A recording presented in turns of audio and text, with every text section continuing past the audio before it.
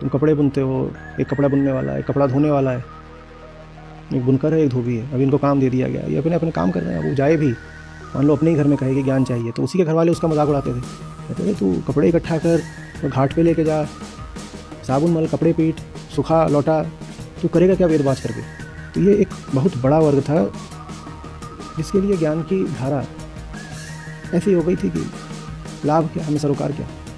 तो जैसे धोबी को धोबी का काम बता दिया, बुनकर को बुनकर का काम पता है, कुम्हार को लोहार को, सुनार को, सबको अपना अपना काम पता है। चंडाल को अपना काम पता है, तू शमशान में है, वहाँ तो घड़े फोड़ने लाशों पर, तू क्या कर रहा है, ये तू संस्कृत बात की तेरा तुझे क्या मिलेगा, इससे तुझे रोटी मिलेगी नहीं, इससे तुझे क्या मिलेगा, इससे तो अपना काम कर, सो जा जाके खा पी, खत्म कर। और इसी बात को फिर महिलाओं पर भी लगा दिया गया।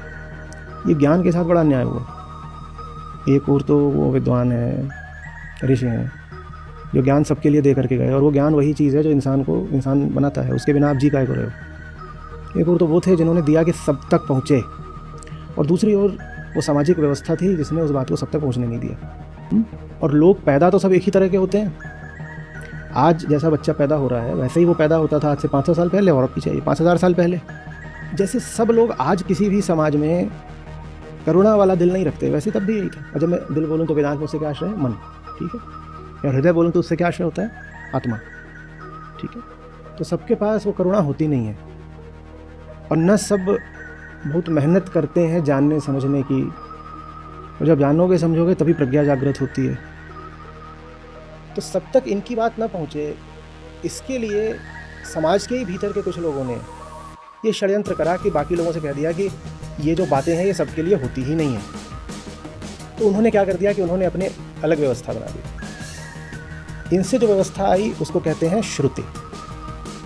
लेकिन जो समाज के ही भीतर के लोग थे उन्होंने कहा नहीं नहीं, श्रुति तो ठीक है, बहुत ऊंची बात है, पर समाज चलाने में श्रुति थोड़ी काम आएगी। तो समाज चलाने में जो कुछ काम आता है उसको उन्होंने नाम दे दिया स्मृति का। दूसरी ओर लोग थे जो इसी समाज के अंदर थे, और उनके जो इरादे थे वो मिले जुले थे। कुछ तो उनका इरादा ये था कि भाई समाज एक व्यवस्था से चले, और कुछ उनका ये भी इरादा था कि भाई समाज पर हमारी पकड़ मौजूद बनी रहे, सब लोग हमारे नीचे नीचे रहे, जो कि अहंकार की एक प्राकृतिक वृत्ति होती है, जानवरों में भी पाई जाती है। आप अगर एक 10 लंगूरों का झुंड देखेंगे तो उसमें एक लंगूर होगा जो उनका सरताज होगा। तो वही वृत्ति इंसान में भी पाई जाती है, पशु की, कि वहाँ पर कोई ना कोई होता है। तो वहाँ पर भी लोग थे। तो इन्होंने साहित्य की एक दूसरी धारा चला दी, उसका नाम हुआ स्मृति। और ये दोनों धाराएं बिल्कुल अलग है। हम क्या कर देते हैं कि हम इन दोनों धाराओं को आपस में ऐसे बोल देते हैं जैसे दोनों धाराएं एक ही। तो दोनों धाराएं एकदम अलग अलग तल की हैं। जो शहर के बाहर बैठ करके आध्यात्मिक बात कर रहा है, उससे जो धारा आई है उसका नाम है श्रुति।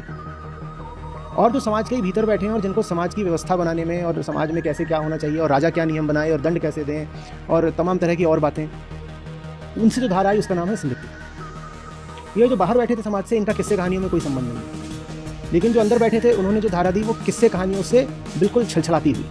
माने ये जो श्रुति धारा है ये मन के आगे की है, मनातीत है। और जो स्मृति धारा है उसमें वो सब कुछ पाया जाता है जो मन के भीतर का है।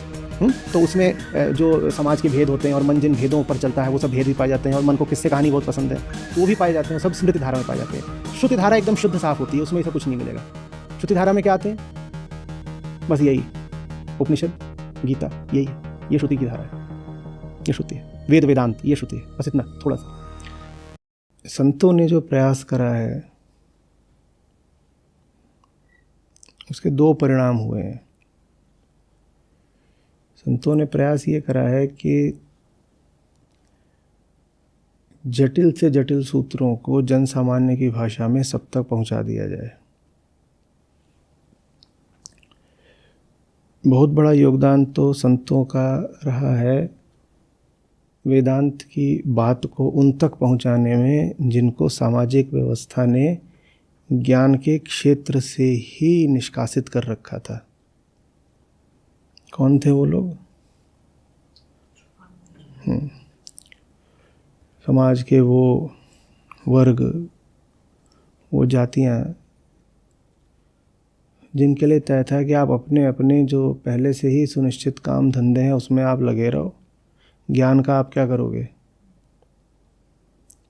भाई किसी का काम है हथौड़ा पीटना, आप हथौड़ा पीटो, आप ज्ञान क्या कर रहे हो? किसी का काम है मिट्टी ले आना और मिट्टी से बर्तन बनाना, तुम्हें ज्ञान क्या करना है? तो ये सब लोग जो ज्ञान की पूरी धारा थी, ये उससे बिल्कुल अछूते रह जाते थे। एक बूंद वो धारा का जल इन पर नहीं पड़ता था, क्योंकि इनको मान्यता दे दी गई थी कि तुम्हें करना क्या है, तुम्हें क्या ज़रूरत है। अभी तुम मान लो समाज में कोई तुम्हें काम दे दिया गया है, तुम कपड़े बुनते हो, एक कपड़ा बुनने वाला है, एक कपड़ा धोने वाला है, एक बुनकर है, एक धोबी है। अभी इनको काम दे दिया गया है, ये अपने अपने काम कर रहे हैं। वो जाए भी, मान लो अपने ही घर में कहे कि ज्ञान चाहिए, तो उसी के घर वाले उसका मजाक उड़ाते थे, कहते थे तू कपड़े इकट्ठा कर, घाट पे लेके जा, साबुन मल, कपड़े पीट, सुखा लौटा, तू करेगा क्या वेद बाँच करके। तो ये एक बहुत बड़ा वर्ग था जिसके लिए ज्ञान की धारा ऐसी हो गई थी कि लाभ क्या, हमें सरोकार क्या। और वर्गों में जो सबसे बड़ा वर्ग था वो था मानवता की ही आधी आबादी का महिलाएं। तो जैसे धोबी को धोबी का काम बता दिया, बुनकर को बुनकर का काम पता है, कुम्हार को लोहार को सुनार को, सबको अपना अपना काम पता है। चंडाल को अपना काम पता है, तू शमशान में है, वहाँ तो ये घड़े फोड़ने लाशों पर, तू क्या कर रहा है, ये तू संस्कृत बाँच के तेरा तुझे क्या मिलेगा, इससे तुझे रोटी मिलेगी नहीं, इससे तुझे क्या मिलेगा, इससे तू अपना काम करो ना, सो जा जाके, खा पी के ख़त्म कर। और इसी बात को फिर महिलाओं पर भी लगा दिया गया। ये ज्ञान के साथ बड़ा अन्याय हुआ। एक और तो वो विद्वान हैं, ऋषि हैं, जो ज्ञान सबके लिए दे करके गए, और वो ज्ञान वही चीज़ है जो इंसान को इंसान बनाता है, उसके बिना आप जी काहे को रहे हो। एक और तो वो थे जिन्होंने दिया कि सब तक पहुँचे, और दूसरी ओर वो सामाजिक व्यवस्था थी जिसने उस बात को सब तक पहुँचने नहीं दिया। तो भारत को इसीलिए मैं कहता हूँ कि एक विचित्र देश रहा है, सौभाग्य का और दुर्भाग्य का। सौभाग्य इसलिए कि यहाँ ज्ञान सबसे पहले बरसा और बरसता ही गया, रुका ही नहीं। और दुर्भाग्य इसलिए कि जो कुछ बरसा वो जनसंख्या के बड़े वर्ग तक पहुंचा ही नहीं। तो उन बड़े वर्गों में जो बड़े से बड़ा वर्ग रहा है वो महिलाओं का रहा है। अब आप समझिएगा कि होता क्या है, क्या होता है। देखिए, लोग तो लोग होते हैं ना, इंसान तो इंसान है। मान लीजिए आप सब लोग बैठे हुए हैं, इसको आप कह दीजिए कि ये पूरा समाज है। और लोग पैदा तो सब एक ही तरह के होते हैं। आज जैसा बच्चा पैदा हो रहा है वैसे ही वो पैदा होता था आज से 500 साल पहले, और अब भी चाहिए 5000 साल पहले, ठीक है। तो लोग पैदा तो सब एक ही तरह के होते हैं। अब मान लीजिए इतने लोग हैं, इसी को समाज बोलते हैं। जैसे सब लोग आज किसी भी समाज में करुणा वाला दिल नहीं रखते, वैसे तब भी यही था। और जब मैं दिल बोलूँ तो वेदांत में उससे क्या आश्रय है, मन, ठीक है। या हृदय बोलूँ तो उससे क्या आश्रय होता है, आत्मा, ठीक है। वेदांत में हृदय आत्मा हेतु प्रयुक्त होता है, हृदय मन नहीं है, मन अलग है। तो अभी मैंने दिल बोला तो उसको कोई कुछ और ना समझ ले, दिल माने मन। तो सबके पास वो करुणा होती नहीं है, और न सब बहुत मेहनत करते हैं जानने समझने की। और जब जानोगे समझोगे तभी प्रज्ञा जागृत होती है। तो जो आम आदमी होता है वो, जैसे हम सब जानवर ही पैदा होते हैं। उस दिन मैं कह रहा था कि पुराने लोगों ने इस बात को इतना समझा कि जिस घर में बच्चा पैदा होता था उस घर को कह देते थे इस घर में अब गंदगी आ गई है। जिस घर में बच्चा पैदा होता था कहते थे इस घर में अब गंदगी आ गई है, क्योंकि जानवर आ गया ना घर के अंदर। तो आप जानवर रखते नहीं, कहते हैं एक जानवर आ गया। अब कहते थे यहाँ अशौच हो गई है, अशौच, यहाँ गंदगी हो गई है।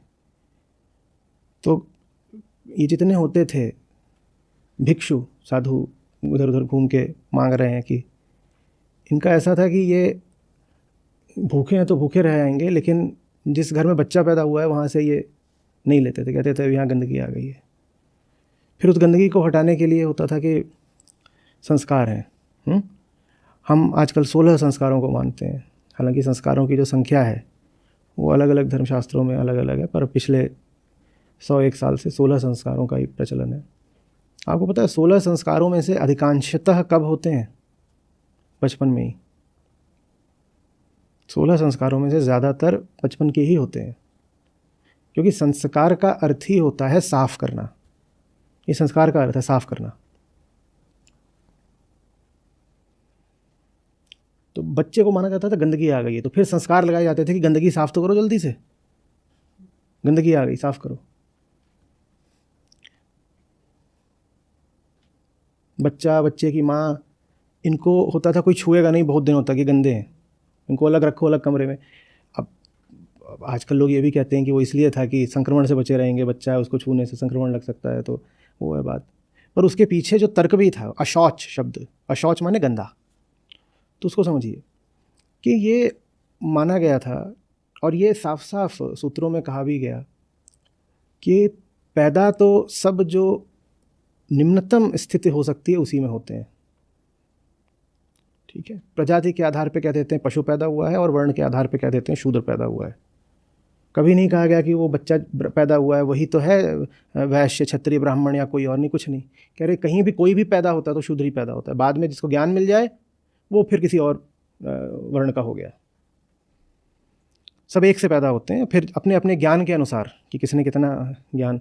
इसीलिए एक बहुत बड़ा जो संस्कार होता है वो होता था यज्ञोपवीत संस्कार। अभी हम महिलाओं की बात कर रहे हैं, आपको शायद पता भी नहीं होगा कि यज्ञोपवीत सब लड़कियों के लिए भी अनिवार्य था, पर आपने इधर में, अब तो खैर बहुत कम लोग हैं जो जनेऊ वगैरह धारण करते हैं, पर आपने नहीं देखा होगा कि कोई लड़की है और उसका यज्ञोपवीत हुआ है, नहीं हुआ है। पर जिन्होंने ये व्यवस्था दी उन्होंने कहा था कि ज्ञान तो सबके लिए ज़रूरी है, तो लड़की के लिए भी ज़रूरी है, लड़की का भी होगा। तो वैसा कहने वाले एक दो लोग थे जिनको हम कह रहे हैं कि जिनके दिल में करुणा थी। यज्ञोपवीत का मतलब होता है कि तुम्हारे कंधे पर बोझ रख दिया गया है, अब ये जो बोझ है तुम्हें लगातार याद रहे। 3 तरह के बोझ कहे जाते हैं 2 दिशाओं से। एक बोझ कह दिया जाता है कि तुम्हारे ऊपर जो है गुरु ऋण और पितृ ऋण और देव ऋण है, वो याद रखना, तुम्हारे कंधों पर ये एक ऋण है। देव ऋण माने प्रकृति ऋण, कि ये जो तुम प्रकृति से संबंध में हो हमेशा याद रखना कि इससे तुम बहुत कुछ ले रहे हो और तुम्हें ये ऋण उतारना है। पितृ ऋण माने तुम जिन्होंने तुम्हें जन्म दिया है, अब तुम्हारा भी कर्तव्य है कि तुम उनको जन्म दो। और गुरु ऋण तो है ही है कि जिस गुरु से तुमको प्रकाश मिला है तुम पर ऋण है कि उस प्रकाश को तुम और आगे फैलाओ और बांट दो। ये 3 ऋण जो है, इसीलिए उसमें 3 धागे होते हैं जो जानते हैं। कुछ लोग इसको ऐसे कहते हैं कि 3 धागों का अर्थ वही है सतरजतम प्रकृति के 3 गुण। कुछ कह देते हैं कि 3 देवों का ऋण है, ब्रह्मा विष्णु महेश का। पर जो सबसे उसकी जो स्वीकृत व्याख्या है वो यही है कि वो पितृ ऋण और देव ऋण और गुरु ऋण। तो वो महिलाओं के लिए भी था। हो ही नहीं सकता था कि लड़की है और आप उसका यज्ञोपवीत ना कराएं। कह रहे फिर वो तो जानवर रह जाएगी, उसको ज्ञान नहीं मिलेगा, वो तो फिर जानवर रह जाएगी। बिना ज्ञान के तो सब, स्त्री पुरुष में क्या होता है, सब जानवर ही एक बराबर। तो एक तरफ तो वो लोग थे जिन्होंने ज्ञान दिया और ज्ञान सब तक पहुँचे इसकी व्यवस्था दी। मान लीजिए वैसे कोई 2 लोग हैं, मान लो ये 2 महानुभाव बैठे हैं, ठीक है। इन 2 के ये था कि हाँ हमने ज्ञान भी दिया है और अपना ये ऋचाएँ गा रहे हैं जैसे गाते हैं, और इन्होंने व्यवस्था भी दे दी है कि सब तक पहुँचे। तो ये अपना, अभी तो मान लो ये गिटार है, मान लो एक तारा है, तो जैसे वो चलते थे ना वो सब अपना बैरागी लोग एक तारा लेकर के और सब जगह ज्ञान पहुंचा रहे हैं, तो ये 2 बैठे हैं। पर बाकी सब के पास तो अपने अलग मंसूबे थे। बाकी चाहते थे कि उनका स्वार्थ सिद्ध होता रहे समाज में, तो उन्होंने इनकी बातों को सब तक पहुंचने ही नहीं दिया। उन्होंने कहा अगर ये बात इनकी सब तक पहुंच जाएगी तो हमारा स्वार्थ नहीं सिद्ध होगा। तो सब तक इनकी बात ना पहुंचे, इसके लिए समाज के ही भीतर के कुछ लोगों ने ये षड्यंत्र करा कि बाकी लोगों से कह दिया कि ये जो बातें हैं ये सबके लिए होती ही नहीं है। तो उन्होंने क्या कर दिया कि उन्होंने अपने अलग व्यवस्था बना दी। इनसे जो व्यवस्था आई उसको कहते हैं श्रुति। इन दोनों से जो व्यवस्था आई उसका क्या नाम है? श्रुति। लेकिन जो समाज के ही भीतर के लोग थे उन्होंने कहा नहीं नहीं, श्रुति तो ठीक है, बहुत ऊंची बात है, पर समाज चलाने में श्रुति थोड़ी काम आएगी। तो समाज चलाने में जो कुछ काम आता है उसको उन्होंने नाम दे दिया स्मृति का। क्या नाम दे दिया? स्मृति का। तो भारत में ये दो जो हैं समानांतर धाराएं बहने लग गई। एक तो इन दो की धाराएं, वो जो थोड़े से मुट्ठी भर विद्वान चिंतक विचारक ऋषि लोग बैठे हुए थे, वो तो दूर बैठे हैं, वो तो शहर में रहते ही नहीं थे, वो दूर बैठे थे, उनका शहरों से कोई संबंध नहीं। या तो कहीं अपना जंगल में है या शहर के बाहर हैं, कई बार गांव में हैं, कई बार ऊपर पहाड़ पर हैं। लेकिन ये पक्का था कि वो जहाँ बस्तियाँ होती थीं उन बस्तियों के पास नहीं होते थे, वो अपना अलग रह करके अपने ध्यान से उनको कहते थे वो मंत्र दृष्टा हैं, कहते वो ध्यान में उनको मंत्र दिखाई देते थे। ठीक है, आशय यही है कि मतलब वो अपनी बात नहीं बोलते थे, ये उनको मंत्र सृष्टा नहीं कहा जाता कि उन्होंने अपने जो मंत्र थे वो सृजित किए थे, उन्होंने मंत्र रचे नहीं थे। आशय क्या है, अगर इन्होंने करे तो फिर ये कर्ता हो गए, और कर्ता हमेशा कौन होता है? अहंकार। तो ये कहने के लिए कि जो बात इन्होंने कही है वो बात इनकी अपनी नहीं है। कहा गया कि ये मंत्र दृष्टा ऋषि थे, माने ये जो बात बोल रहे हैं वो बात इनकी अपनी नहीं है, वो बात कहीं और से आ रही है। बस इतना साक्ष्य है, ये भी मत कहो कि कहीं और से आ रही है, इतना कहना पर्याप्त है कि उन्होंने जो कहा वो बात उनकी अपनी नहीं है, माने अहंकार जनित नहीं है, इतना। तो एक और तो ये लोग हैं जो अपना आपकी जो पूरी सभ्यता थी, संस्कृति थे, उससे बाहर बैठ करके इन्होंने एक साहित्य था उसको निर्मित करा। हालांकि शास्त्रीय भाषा में हम नहीं कहेंगे कि निर्मित करा, पर आपको समझाने के लिए मंत्र दृष्टा बोलते हैं ना, मंत्र निर्माता नहीं बोलते। दूसरी ओर लोग थे जो इसी समाज के अंदर थे और उनके जो इरादे थे वो मिले जुले थे। कुछ तो उनका इरादा ये था कि भाई समाज एक व्यवस्था से चले, समाज एक व्यवस्था से चले, और कुछ उनका ये भी इरादा था कि भाई समाज पर हमारी पकड़ मौजूद बनी रहे, सब लोग हमारे नीचे नीचे रहे, जो कि अहंकार की एक प्राकृतिक वृत्ति होती है, जानवरों में भी पाई जाती है। आप अगर एक 10 लंगूरों का झुंड देखेंगे तो उसमें एक लंगूर होगा जो उनका सरताज होगा। तो वही वृत्ति इंसान में भी पाई जाती है, पशु की, कि वहाँ पर कोई ना कोई होता है। तो वहाँ पर भी लोग थे। तो इन्होंने साहित्य की एक दूसरी धारा चला दी, उसका नाम हुआ स्मृति।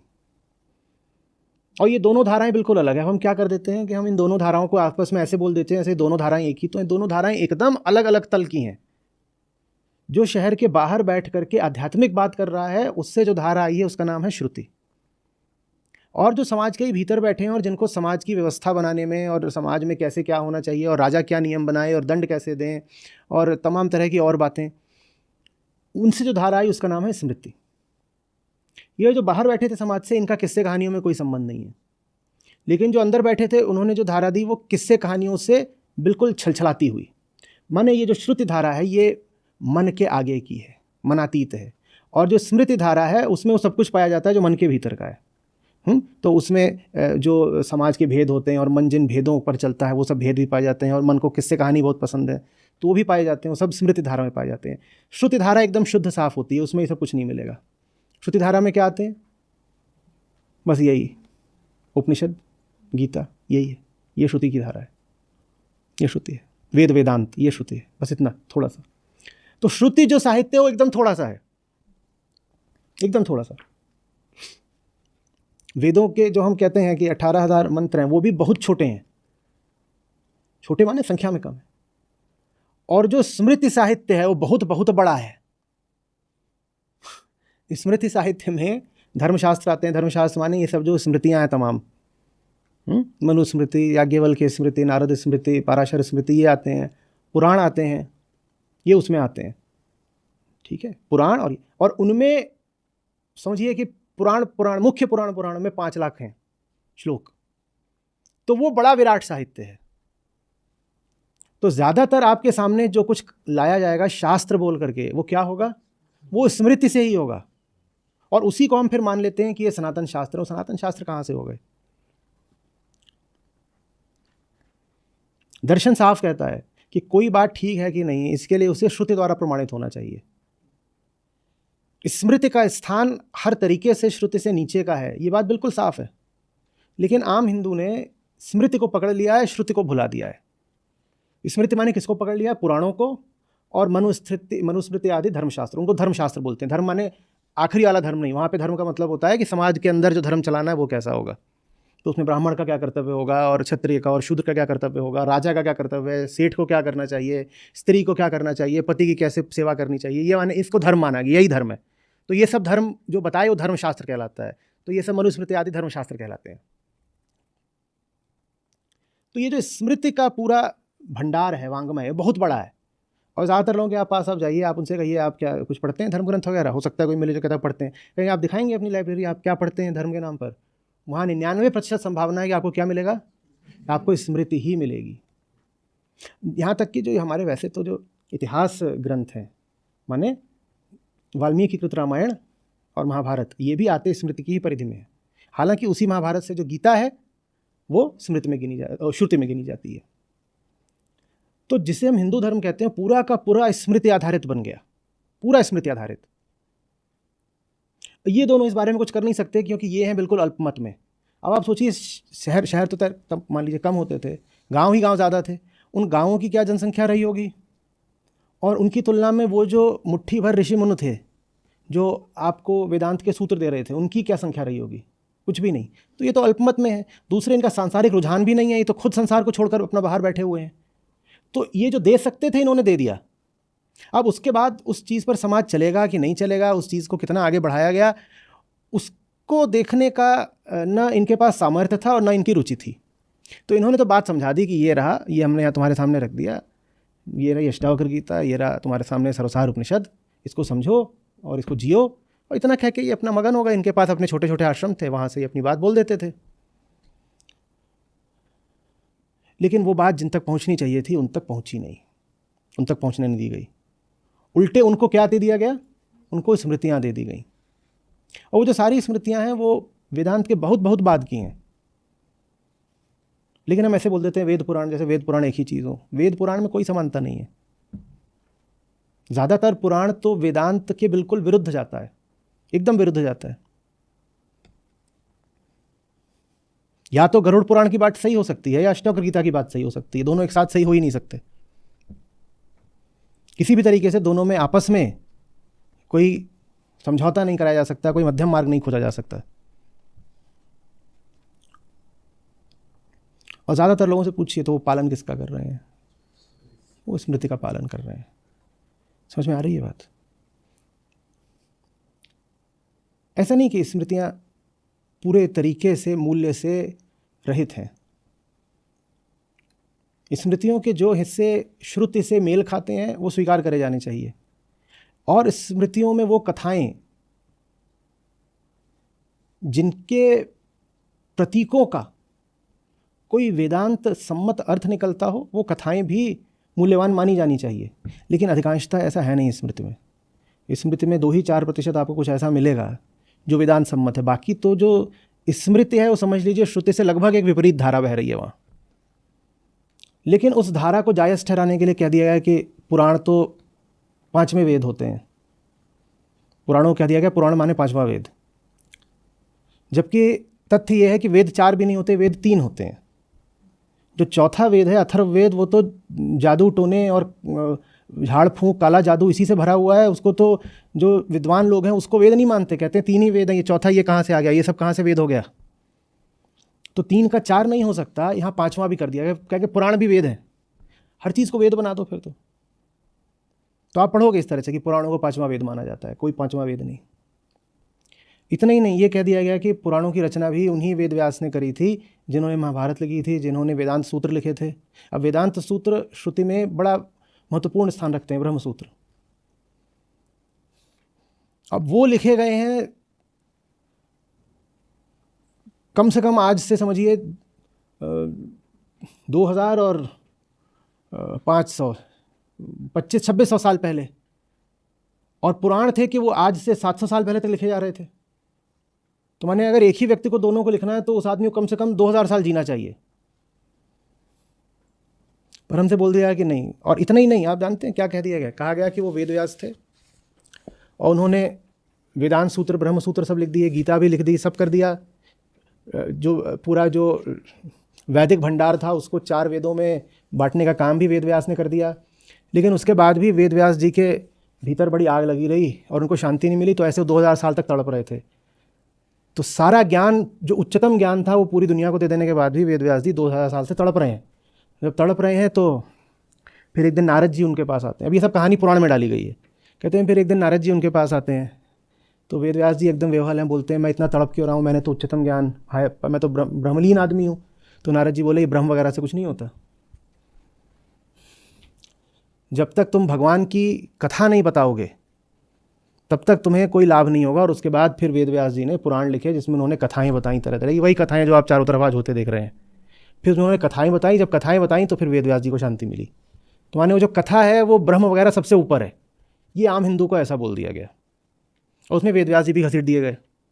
उनको पहले तो 2500 साल का बनाया गया कि 2500 साल तक दिए, और 2500 साल तक ये बिल्कुल अशांति की आग में जल रहे थे। जब जल रहे थे तो फिर इनसे कहा गया कि तुम पुराण लिखो। तो उन्होंने फिर पुराण लिखे। तो पुराणों में एक आदमी बताओ 5 लाख श्लोक कैसे लिख देगा? एक आदमी 2500 साल कैसे जी लेगा? निश्चित रूप से ये बहुत बड़ा एक संगठित प्रयास था जो करा गया, वो भी लंबे समय तक। पर वो किसने करा ये बात छुपा दी गई, और ये कहते हैं वेद व्यास ने कर दिया है। क्यों? क्योंकि वेद व्यास का नाम पहले से ही प्रसिद्ध है। वेद व्यास का नाम चूंकि वेदों और ब्रह्मसूत्रों के साथ जुड़ा हुआ है, गीता के साथ जुड़ा हुआ है, तो वो तो पहले ही प्रसिद्ध है। तो वैसा ही है कि जैसे किसी आदमी का नाम किसी बहुत बड़ी चीज़ से जुड़ा हुआ हो, फिर किसी ऐसी छोटी सी नई चीज़ से उसका नाम जोड़ दो तो जो नई चीज़ है उसका ही महत्व बढ़ जाता है। ये किया गया है। और ये करने के कारण जो आम हिंदू है उससे श्रुति एकदम दूर हो गई, एकदम दूर हो गई। उसने कभी पूछा भी कि भाई उपनिषद वगैरह, तो उसको जवाब ये मिला, अरे उपनिषद जिन वेद व्यास ने बताए थे उन्हीं वेद व्यास को तो शांति मिली है स्मृति में आके ना, तो तुम स्मृतियों का पाठ करो। तो उसने कहा ठीक है। वैसे भी स्मृति मन को ज़्यादा जचती है क्योंकि उसमें क्या है, उसमें रसीली कहानियाँ हैं, उसमें कहानियाँ हैं। तो वो फिर पूरा जो धर्म है वो श्रुति से हटके स्मृति की तरफ चला गया। अब वो जो स्मृति है उसमें सब कुछ है, उसमें जातिगत शोषण है, उसमें महिलाओं का उत्पीड़न है, पूरी स्मृति इसी से भरी पड़ी है। और फिर हिंदू धर्म ने वो स्वरूप ले लिया जिसको आज आप देख रहे हो। और इतना ही नहीं है, उसी स्वरूप को आज और बढ़ाने चढ़ाने की कोशिश भी की जा रही है। समझ में आ रही है बात कुछ? कृष्ण का एक रूप है जो आपको श्रुति में देखने को मिलता है, वो कौन सा रूप है? महाज्ञानी, महाभारत के कृष्ण, गीता के कृष्ण। और कृष्ण का एक दूसरा रूप है जो आपको स्मृति में देखने को मिलता है, वो क्या रूप है? और वही जो दूसरा रूप है वही चारों तरफ फैलाने की कोशिश की जा रही है।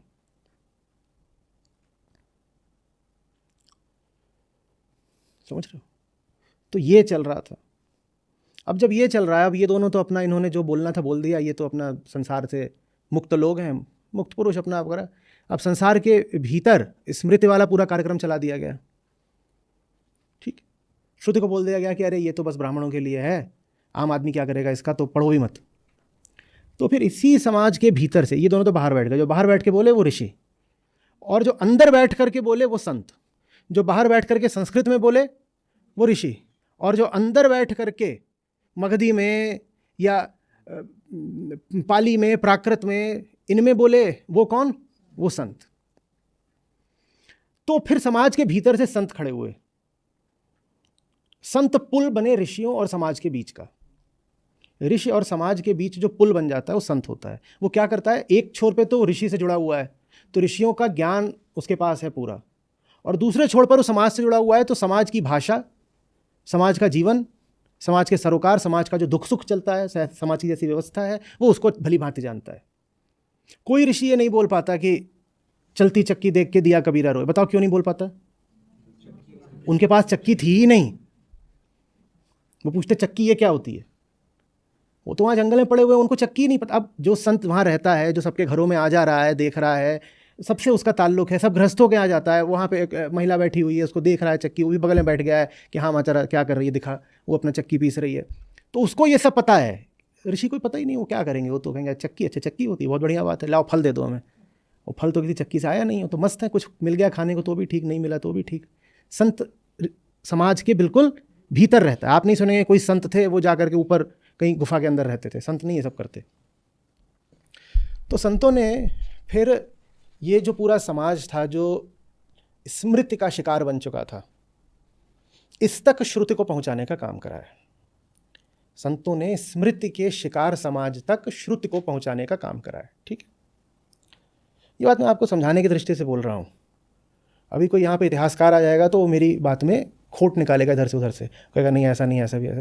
वो ठीक है, मैं मोटी मोटी बात बोल रहा हूँ ताकि जो बिगर पिक्चर है वो आपको स्पष्ट हो सके। तो जो मोटी बात है वो बिल्कुल यही है कि समाज चल रहा है स्मृति की व्यवस्था पर, और उस व्यवस्था में लाभ थोड़ा है, हानि ज़्यादा है। कुछ उसमें लाभ है लेकिन हानियाँ बहुत ज़्यादा है। अब मनुस्मृति में ऐसा नहीं कि सब कचरा ही लिखा हुआ है। मनुस्मृति में कुछ लोग ऐसे हैं जिन्हें कभी कभार मैं भी उद्धृत कर देता हूँ, तो लाभ भी है वहाँ पर। मनु को कहा जाता है कि वो दुनिया के पहले लॉ गिवर थे, तो उन्होंने एक समाज को चलाने के लिए व्यवस्था देने की कोशिश की। इसी बात का उनको थोड़ा बहुत श्रेय तो मिलना चाहिए कि भाई समाज को चलाने की कुछ व्यवस्था तो उन्होंने बनाई। लेकिन वो जो उन्होंने व्यवस्था बनाई, पहली बात तो वो उस समय के लिए शायद चल भी जा रही हो, आज चल जाए एकदम भी संभव नहीं है। और दूसरी बात, उस व्यवस्था में कुछ लाभ है लेकिन ज़्यादा हानि ही है। ठीक है, तो समाज थोड़े लाभ और ज़्यादा हानि में चल रहा था। संतों ने कहा ये तो बड़ी गड़बड़ हो रही है। उन्होंने कहा हम वो बात तुम तक पहुंचाएंगे जो पहुंचनी चाहिए थी पर पहुंची नहीं। तो ऋषियों की बात को उन्होंने गा करके और लोगों की भाषा में और लोगों के प्रतीकों का, लोगों के मुहावरों का इस्तेमाल करते हुए लोगों तक पहुंचाया है। यहाँ तक समझ में आ रही है बात? अब लेकिन गड़बड़ क्या होती है? अब वहाँ पर जाइए जहाँ से हमने आज का सत्र शुरू करा था।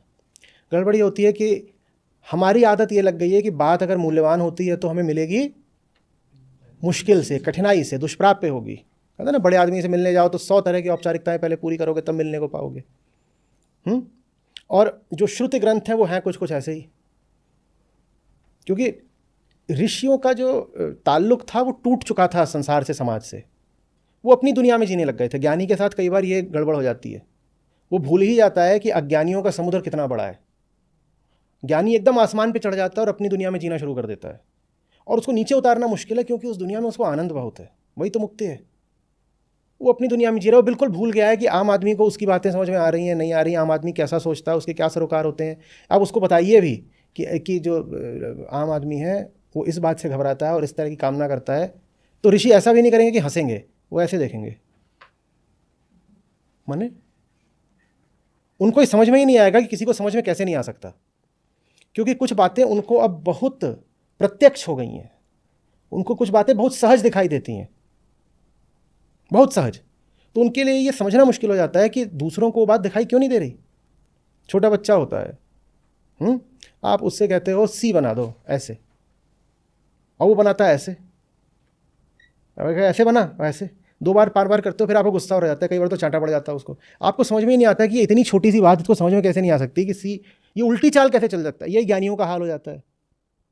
वो इतने बड़े हो गए हैं और उनके सामने समाज इतना छोटा हो गया है कि उनको नहीं समझ में आता कि इनको छोटी छोटी बातें क्या बतानी है। वो छोटे बच्चे को सी भी नहीं बताते, उस छोटे बच्चे को पी बताते हैं, PhD। वो उससे नीचे उतर के बात ही नहीं करते। आपके सामने अभी अगर जो बादरायणकृत वेदांत सूत्र हैं वो रख दिए जाएं, तो आपने गीता का कितना भी पाठ कर लिया हो, आपके लिए उन सूत्रों का अर्थ करना बड़ा मुश्किल हो जाएगा। वो ऐसे छोटे छोटे संक्षिप्त सूत्र हैं कि उनको जानने के लिए पहले आपको षड दर्शन का भी ज्ञान होना चाहिए, पूरी बात समझ में आनी चाहिए, सब उपनिषदों के। और उपनिषद ये नहीं कि आपने पढ़े ही हुए हों, उपनिषदों के कुछ श्लोक आपको कंठस्थ होने चाहिए, तब आपको समझ में आएगा कि अच्छा ये जो सूत्र है ये छांदोग्य के फलाने श्लोक से संबंधित है, तब तो उसका आप अर्थ कर पाएंगे। पर जिन्होंने वो लिख दिए वेदांत सूत्र, उनको लगा हम तो कोई बहुत सीधी बात ही तो बोल रहे हैं, इसमें इतना जटिल क्या है। तो बिल्कुल सीधी बात बोलिए, इसमें इतना क्या जटिल है, समझ रहे।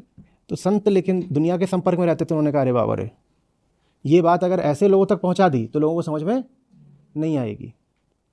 साथ ही साथ लोगों तक पहुंचाना ज़रूरी है, क्योंकि नहीं पहुंचाया तो ये जो समाज है ये स्मृति का ही मारा रह जाएगा।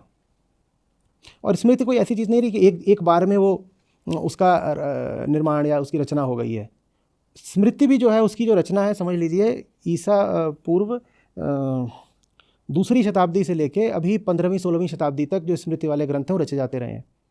तो जब इतने लंबे समय तक उसका रचना काल रहा है, तो उसने इतने लंबे समय तक समाज के भी जो अंधविश्वास और पूर्वाग्रह थे उनको अपने में सोख लिया है। समाज में जितने तरीके की फालतू की बातें थी वो सब स्मृति के अंदर घुस गई हैं, क्योंकि कोई नई फालतू की बात आई, लो एक और पुराण लिख दिया गया। पुराण कोई एक चीज़ थोड़ी है। कुछ पुराण हैं जो दूसरे पुराणों से 1500 साल या कम से कम 1000 साल पीछे के हैं। तो जो बाद में आए हैं उन्होंने इस दरमियान जो समाज में और नई मान्यताएं उठी, धारणाएं, परंपराएं उठी, वो सब उन पुराणों में घुस गई। तो वो सब जो है वो एक इको चेम्बर बन गया। इको चेम्बर मतलब मैं जैसा हूं मेरा ग्रंथ भी वैसा ही है। क्योंकि उस ग्रंथ ने मेरी ही बात को अपने में, माने ऐसा नहीं हुआ है कि मेरा ग्रंथ मुझसे अलग है और मुझे राह दिखाएगा। मैं जैसा हूं मेरे हिसाब से मेरा ग्रंथ लिख दिया गया और फिर अब मुझसे कहा जा रहा है कि ये जो ग्रंथ है यही प्रामाणिक बात है, अब इसको मानो। और उस ग्रंथ में कोई नई बात तो है ही नहीं। उस ग्रंथ में तो मेरी ही धारणाएं, मेरी ही कामनाएं और मेरे ही अंधविश्वास घुसे हुए हैं, और मुझसे कहा जा रहा है ये ग्रंथ तुम्हारा पथ प्रदर्शक है। क्या पथ प्रदर्शक बनेगा? तो संतों ने ये सब देखा कि ये सब चल रहा है समाज के भीतर, तो उन्होंने कहा दो बातें। पहली बात, उन तक इनको लाना पड़ेगा, समाज तक श्रुति को लाना पड़ेगा। और दूसरी बात, समाज तक श्रुति को समाज की भाषा में, समाज के मुहावरे में लेके आना पड़ेगा। लेकिन उसका नुकसान ये है कि लोगों ने संतों की बातों को हल्के में लेना शुरू कर दिया।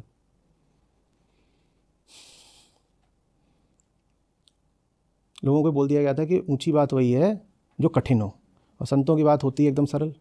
अब मैं आपसे कहूँ कि यहाँ पर आपके सामने संत कबीर का जो पहला ही सूत्र है वो कई कई उपनिषदों का निचोड़ है, गागर में सागर है। तो आपको ये समझ में नहीं आएगा कि ये क्या बोला जा रहा है। नहीं तो बहुत सीधी सी बात है, समझ के लाद लदनिया। इसमें ऐसी कौन सी बड़ी बात हो गई कि आप कह रहे हो कि तमाम इसमें सूत्र सारे समा गए हैं। लेकिन अभी यहाँ पे संस्कृत लिखी होती तो आपकी आंखों में कौतूहल होता, आप ऐसे रुक कर मुझे देख रहे होते। पर चूंकि यहाँ पे एक साधारण भाषा लिखी है तो इसलिए आप ऐसे हो रहे हो जैसे आपको सब समझ में आ रहा है, बिल्कुल सर हिला रहे हो ऐसे। मैं तो समझ ही गया। ये नतीजा होता है। संतों की बात अहंकार का ग्रास बन जाती है। श्लोक अहंकार का ग्रास तो नहीं बनते, पर फिर श्लोक खाए भी नहीं जाते।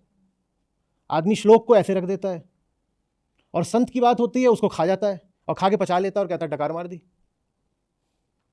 तो दोनों तरफ गड़बड़ हो गई। श्लोकों को हम करप्ट नहीं कर सकते, विकृत नहीं कर सकते। श्लोकों को हम ये नहीं मान सकते कि हल्की बात है। उसकी हमको पूरी जो है ट्रेनिंग, प्रशिक्षण मिला हुआ है कि श्लोक सामने आए तो तुरंत ऐसे हो जाओ। श्लोक क्या, संस्कृत में कुछ भी सामने आए तो ऐसे हो जाओ। तो श्लोकों से हम इसलिए वंचित रह जाते हैं कि हमें समझ में ही नहीं आता। और संतों की बात से क्यों वंचित रह जाते हैं? क्योंकि हमारी भाषा में है। हमारी भाषा में तो तुरंत अहंकार को लग जाता है, मैं तो जानता हूं, मेरी भाषा में तो बात बोली जा रही है, मैं तो जानता हूं। मैं जब भी आपकी भाषा में बात करता हूं और आपकी भाषा में मुझे बात करनी है तो न जाने कितने संदेश आते हैं यही बोलते हुए कि भाषा देखो इसकी आचार्य जैसी लगती ही नहीं।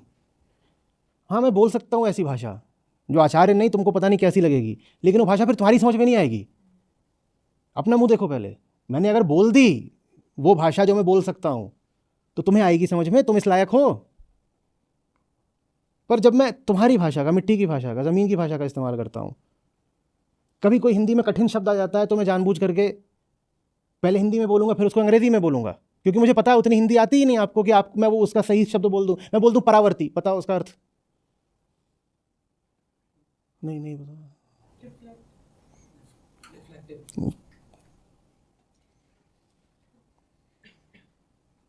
अगर सिर्फ रिफ्लेक्टिव होता है तो फिर पूर्ववर्ती का क्या अर्थ हो गया?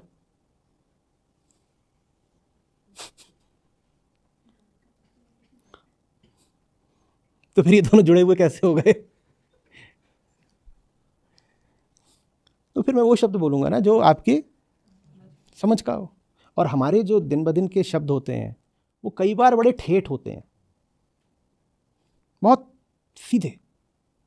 तो उनको बोल दो तो लोगों को लगता है कि अरे ये तो फिर कोई साधारण बात हो रही होगी। तो संत फिर वहाँ पर अटक जाते हैं, उनकी बात को लोगों ने साधारण समझ लिया, गाने वाने के काम में ला दिया, गाओ खूब, ताली वाली बजाओ, गा दो।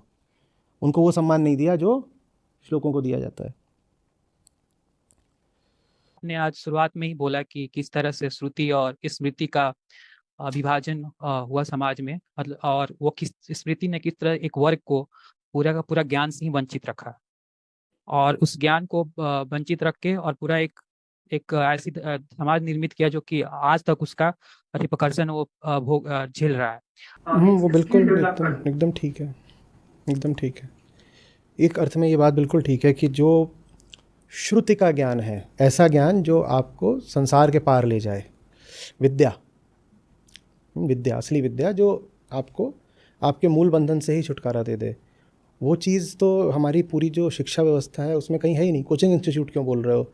जो हमारे स्कूल, कॉलेज, बड़े बड़े विश्वविद्यालय हैं उनमें भी नहीं है जी। उस अर्थ में। हाँ बिल्कुल, श्रुति वाला काम तो कोई कर ही नहीं रहा है। और जहाँ कहीं धर्म की शिक्षा भी दी जा रही है वहाँ पर स्मृतियाँ ही पढ़ाई जा रही हैं अधिकांशतः। स्मृति माने यही नहीं होता कि सिर्फ हम सोचते हैं स्मृति माने मनुस्मृति। स्मृति माने सब कुछ, स्मृति में फिर उस पुराण भी आते हैं, स्मृति में और जो सब तमाम कथाओं वाला काम है सब आता है। वही चल रहा है ना धर्म। कोई धार्मिक आदमी हो तो क्या करता है? धार्मिक आदमी है तो क्या करता है? वो पूजा पाठ करता है, कर्म कांड करता है और कथा सुनता है, यही तो करता है। उससे पूछो कि श्रुति, वो पता ही नहीं होगा, शब्द ही नहीं सुना होगा श्रुति क्या होती है। जबकि धर्म का संबंध स्मृति से कैसे हो गया? स्मृति तो उस समय पर एक व्यवस्था बनाई गई थी समाज को चलाने की, और समाज को चलाने की जो व्यवस्था एक समय पर होती है वो व्यवस्था दूसरे समय पर तो लागू भी नहीं होती। कोई भी व्यवस्था सनातन थोड़ी होती है, व्यवस्थाएं तो समय समय पर बदलती रहती हैं। कोई व्यवस्था सनातन हो सकती है क्या? सत्य सनातन हो सकता है, और सत्य तो श्रुति का प्रतिपाद्य विषय है, स्मृति का तो विषय सत्य है ही नहीं।